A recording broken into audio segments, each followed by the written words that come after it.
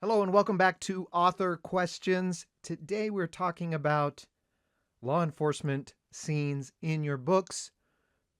So, not necessarily a question, but definitely information or advice that authors should take into consideration if they're writing a book that involves any kind of police, law enforcement, crime scene scenes in it.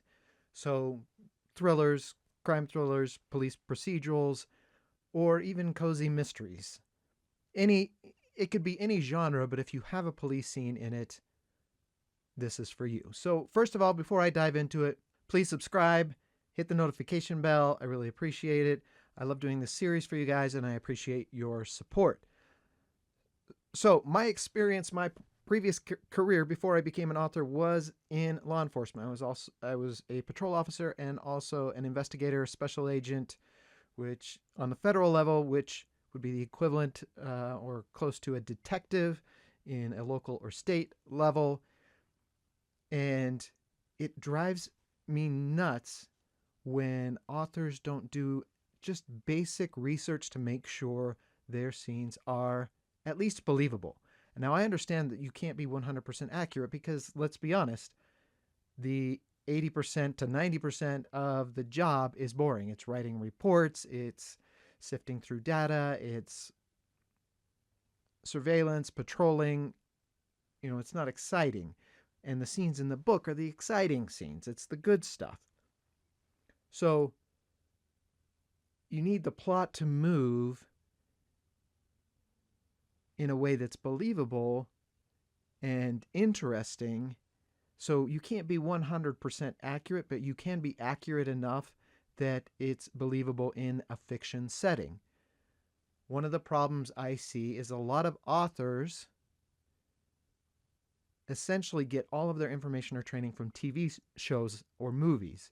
They assume that those TV shows have some sort of expert giving advice, so those must be accurate, so I'll just follow those. Maybe it's CSI, maybe it's NCIS, Hawaii Five-O, NYPD Blue, Hill Street Blues, Homicide: Life on the Streets, Bosch. A lot of different TV series and different levels of accuracy in those series. Personally, I think Bosch is the best mix of entertainment and accuracy. It reaches the best balance.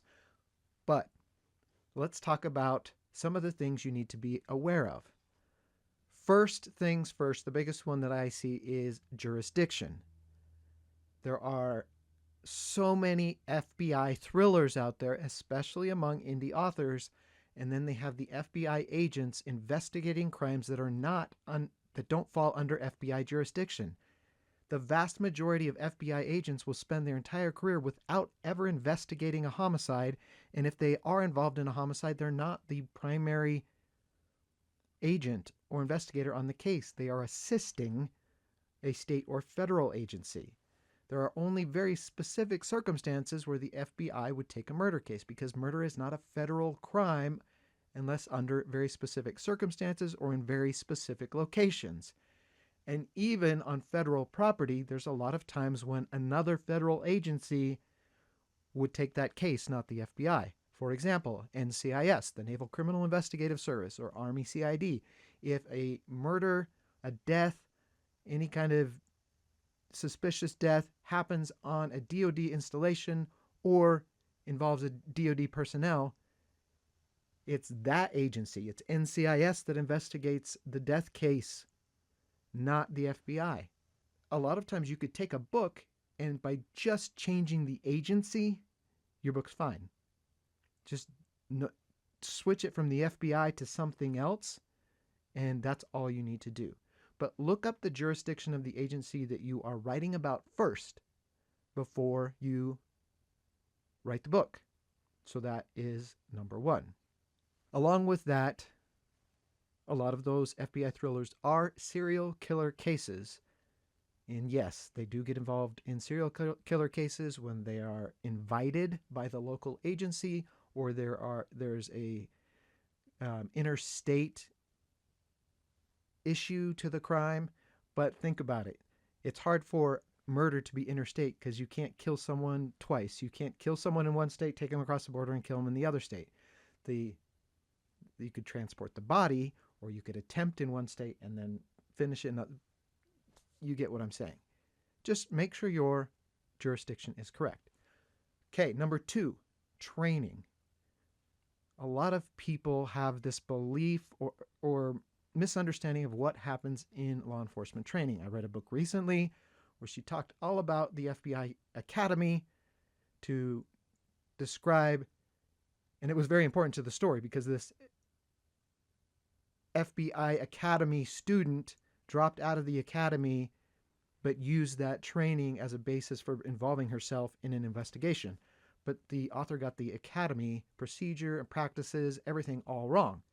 A simple Google search of FBI Academy syllabus could have solved that entire problem. So do your research. The police academies are not colleges.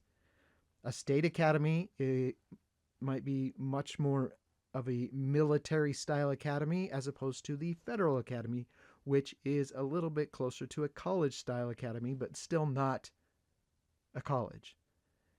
So you need to know what happens in those academies if you're going to write about them. It doesn't have to be 100% accurate, of course. You could have them learning something that may not always be learned in their basic training, but you need to have the fact that they live in barracks, or that they wear a uniform, or that they all have to arrive to class, all the classes all the time. They don't get a choice like you do in college. Those simple kind of facts you should get right. So number 2, training. Number 3 is procedure, and that is a very broad topic because it can apply to pretty much everything they do. One of the things we see wrong a lot are the procedures of when they show up to a crime scene, what happens next, or what they do, who they talk to. A lot of plots are based on mistaken facts on procedure, and then the entire book the plot, the twist rests on something that would have never happened in the first place had they gotten the procedure right. That twist could still be used, but you're going to have to set it up differently if you use the proper procedure. Forensics and crime scenes, a lot of people believe, are the end-all be-all of an investigation because of shows like CSI, when in fact they're just one tool.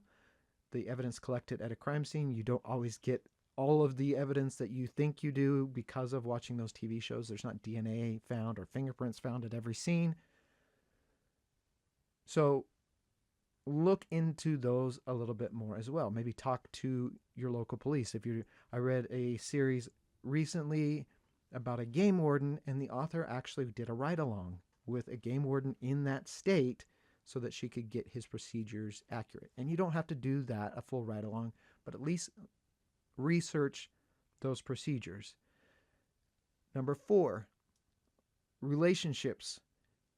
The chain of command within a police organization. Like, your police chief is not out on the street doing investigations unless maybe you're in a really small town where there's only 3 officers and the chief. But in a normal department or agency, the director or chief is not actually working cases. In fact, it's multiple levels of supervision before you get down to the people who are actually investigating the cases.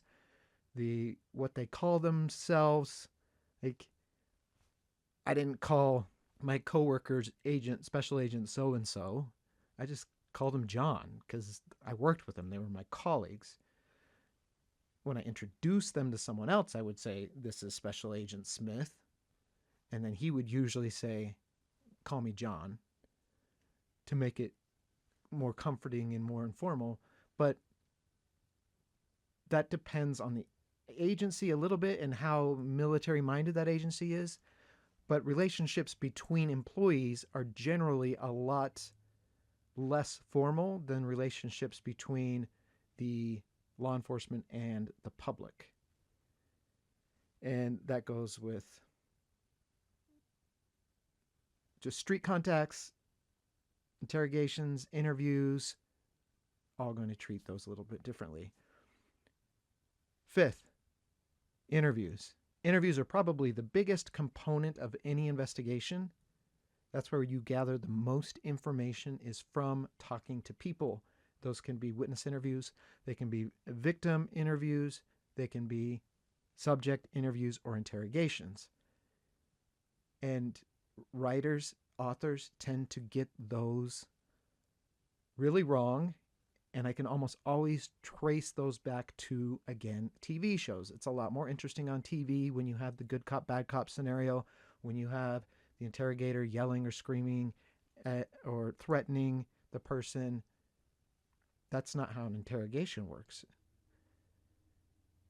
An interrogation is it's a conversation, and there's an art to it. And again, this is one of those situations where you can't be 100% accurate, but you can at least be believable that it's two people having a conversation. Or you see a lot of shows where the interrogator will basically present all of their evidence to the bad guy to get them to confess. We don't do that. Why would you give them all of the evidence? You hold things back because you want to see if what they say matches what you know.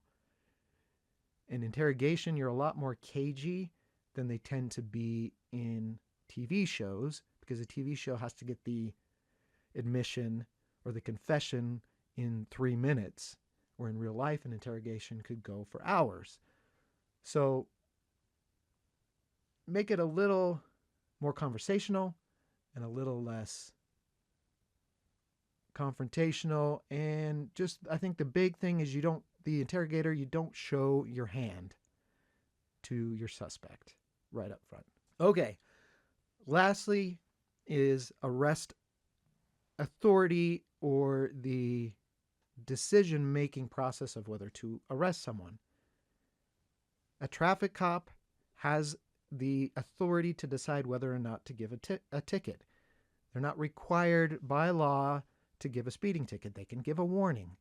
But you don't have the authority as a law enforcement officer, as an investigator or detective, to decide whether or not to arrest someone for a felony. A lot of times that's a decision between you and the prosecutor might have that authority to say we're not going to press charges or move forward with it. They have that authority. But as a cop, you can't just say, oh, well, you've learned your lesson.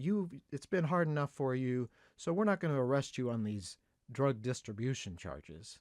No, you're required as a law enforcement officer to make the arrest, and then the prosecutor can decide whether or not to pursue charges. They're the ones with that kind of discretion. I read a book that involved a murder, and the chief of police just made the decision. He's been through enough, so I'm just going to let him pass on the murder.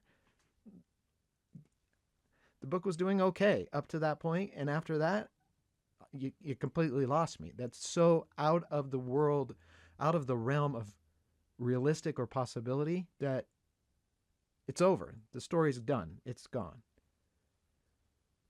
So, key takeaways from these major points is you don't have to be a law enforcement expert. You can contact one. Like, I provide a service for authors, and I'll put the link in the description below, where I'll review your book, the law enforcement scenes in your book, and make sure they're believable. Again, they don't have to be 100% accurate, but at least realistic enough to be believable.